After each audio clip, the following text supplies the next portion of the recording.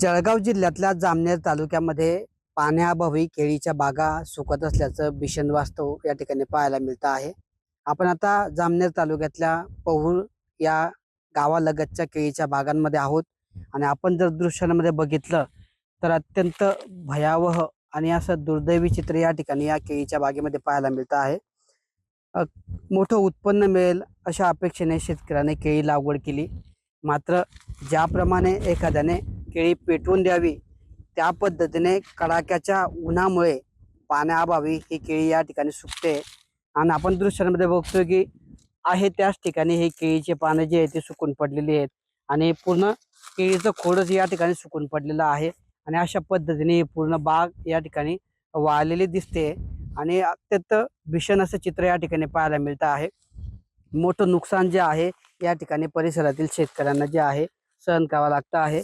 आपण जिकडे नजर टाकाल या ठिकाणी या केळीच्या बागेमध्ये त्या ठिकाणी सर्वत्र केळीचे खोड जे आहेत ते वाळलेले आहेत, सुकलेले आहेत. परिसरातील जे जलाशय आहेत ते कोरडे टाक पडलेले आहेत आणि त्यामुळे त्याचा फटका जो आहे या ठिकाणी केळीच्या बागांना बसलेला आहे आणि त्यामुळे कुठेतरी आता एक केळीवर जो आहे मोठा परिणाम होतो आहे आणि जागच्या जागेवर केळीचे घड पूर्णपणे या ठिकाणी वाळत आहेत, सुकत असल्याचे चित्र पाहायला मिळतं आहे. आपण या ठिकाणच्या परिसरातील केळी उत्पादक शेतकऱ्यांशी बोलणार आहे. काय दादा नेमकी काय परिस्थिती आहे? केळी केळीची बाग पूर्ण सुकून गेली पाण्याअभावी. पाणी लांबल्यामुळे भरपूर त्रास सहन करावा लागतंय. आता केळीला पाणी द्यायला पाणी कुठून आणायचं? बाजूला तलाव आहे, तलाव पूर्ण सुकून गेलाय.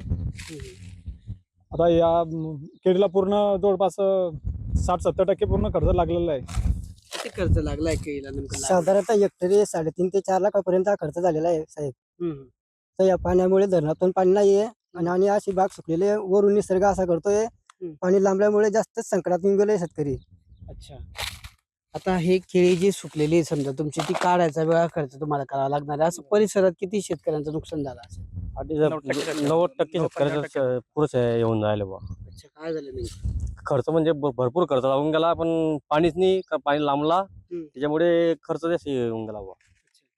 आता हे काढायचा वेगळा खर्च करावा लागणार आहे. हो, काढायला म्हटलं कमीत कमी 15-20 हजार रुपये खर्च येईल. कारण दुसरं परत पीक दुबार लावा. पेरणीसाठी त्याचा खर्च वेगळाच. पण मग आता लांबलाय, परत पाऊस लांबलाय तुमचा, आता हो. परत एक केळी काढायचा खर्च वेगळा करावा लागणार आहे. हो, नुकसान झालंय खूप तुमचं. नुकसान झालेलं आहे. कशामुळे होते नेमकं हे? परिसरात पाणी नाही का तुमच्या? पाणी होतं पण ते आता पूर्ण आटून गेलाय, पूर्ण खाली होऊन गेलाय. विहिरी वगैरे इकडच्या विहिरी पूर्ण आटून गेलाय. जमिनीत पाणी नाही काहीच. जमिनीत पाणी आता लोकांना प्यायच्या पाण्याचे संकट पडले. प्यायचं पाणी लोक इकडून आणताय. हम्म. काय सांगशील दादा, तुझ्या शेतात काय परिस्थिती आहे? माझ्या शेतात पण केळी दादा, किती लागवड केला? माझी 6,000 केळीची लागवड होती यावर्षी. हम्म, माझा बाग आता या परिस्थितीत आहे की त्याला डायरेक्ट रोटर मारायचंय. हम्म, कारण की पूर्ण बोरिंगांना पाणी नाही, विहिरांना पाणी नाही. इथे आमच्या बाजूला धरण होतं, धरण पण कोरडं होऊन गेलं. हम्म. पाणी पण पडत नाहीये, त्याच्यामुळे पूर्ण बाग करपून गेलाय. तर अशा पद्धतीने एकंदरीतच परिसरातील जे जलाशय आहेत ते जवळपास पूर्णपणे कोरडं ठाक पडलेले आहेत. यंदा उन्हाळा हा तीव्र होता आणि तीव्र उन्हाळ्यामध्ये जे आहे वेगाने बाष्पीभवन झाल्यामुळे जलाशयातले जे पाण्याचे साठे होते ते कोरडे ठाक पडले. दुसरीकडे या परिसरातल्या शेतांमधल्या विहिरींनी देखील तळ गाठलेला आहे. त्यामुळे जमिनीमध्ये पाणी नसल्यामुळे आता पिकांना पाणी द्यायचं कसं, असा प्रश्न या शेतकऱ्यांसमोर असून पाण्याअभावी जे आहे पूर्णपणे केळीच्या बागा या ठिकाणी सुकतायत, वाळतायत आणि करपतायत. त्यामुळे शेतकऱ्यांना लाखो रुपयांचं नुकसानाचा या ठिकाणी फटका बसतोय. दुसरीकडे जर आपण बघितलं तर ही केळी आता उपटण्यासाठीचा वेगळा खर्च हा शेतकऱ्याला खिशातून करावा लागणार आहे. त्यामुळे आता अति पावसामुळे नुकसानात सापडलेला शेतकरी आता अति उन्हामुळे आणि पाण्याअभावी देखील या ठिकाणी मोठ्या आर्थिक संकटात सापडल्याचं चित्र या निमित्ताने पाहायला मिळत असून शासनाने या नुकसानाकडे लक्ष द्यावा आणि पंचनामा करून योग्य भरपाई द्यावी अशीच मागणी या ठिकाणी शेतकऱ्यांकडून केली जाते आहे.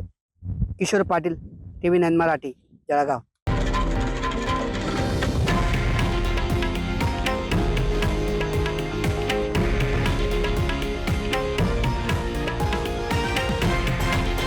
हे आहे देशातील नंबर 1 न्यूज नेटवर्क आणि आपण पाहत आहात TV9 मराठी, एकमेव.